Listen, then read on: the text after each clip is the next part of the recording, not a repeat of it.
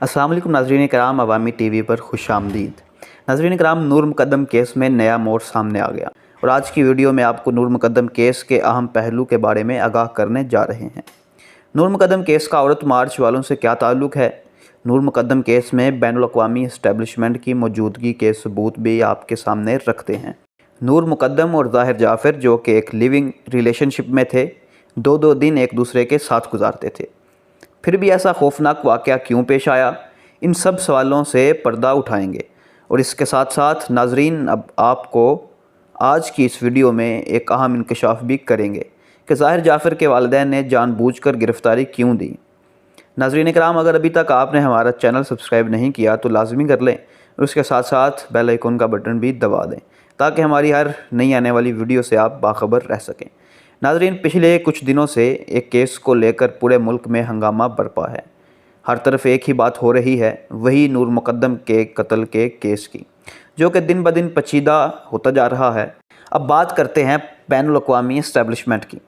नाज़रीन, बैनुल-अक़वामी इस्टेब्लिशमेंट भी इस केस पर गहरी नज़र रखे हुए है, क्योंकि ज़ाहिर जाफ़र के पास अमेरिकी शहरियत है और इस बात का सबूत यहाँ से मिलता है कि जब अमेरिकी सफ़ीर इस केस में मुदाखलत करता है, बज़ाहिर ऐसा ही लगता है कि ये केस भी बाकी केसेस की तरह दम तोड़ जाएगा। जैसे पाकिस्तान में होता आया है, वैसा इस केस के साथ भी होगा।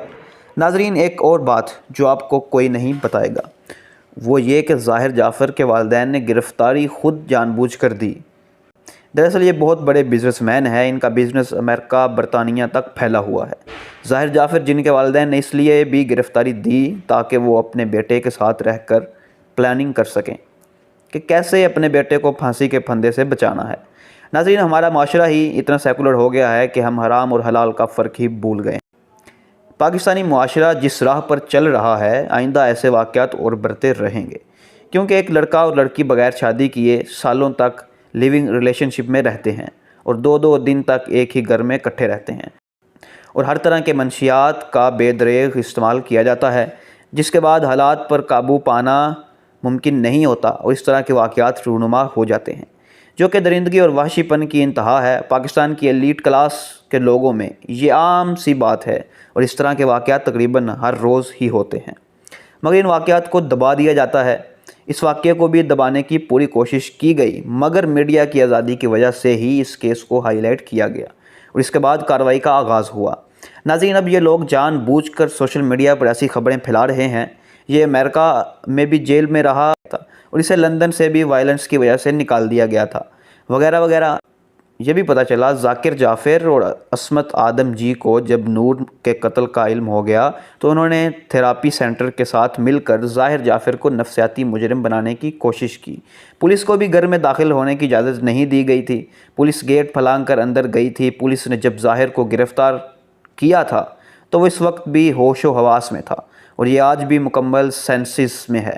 आप इसकी चालाकी देखिए, ये पुलिस के हर सवाल पर एक ही जवाब देता है, मैं अमरीकी शहरी हूँ, मुझ पर पाकिस्तानी कवानीन का इतलाक़ नहीं होता और आप मुझसे मेरे वकील के ज़रिए सवाल करें।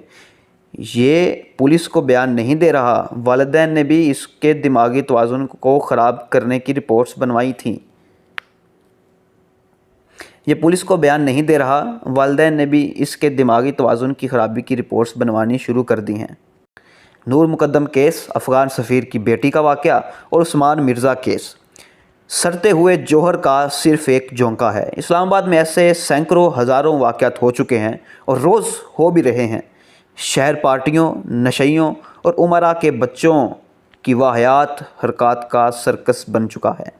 आप रात के वक्त सड़क पर नहीं निकल सकते क्योंकि नशे में धुत लोग आपको कुचल जाएंगे। उनके वालिदैन बड़े आराम से मेरे बच्चे सुसाइड कर रहे हैं कहेंगे और बच्चे अगली फ़्लाइट पकड़ कर बाहर चले जाएंगे। नाज़रीन कराम, ये थी हमारी आज की वीडियो। अगली वीडियो तक के लिए खुदा हाफिज़।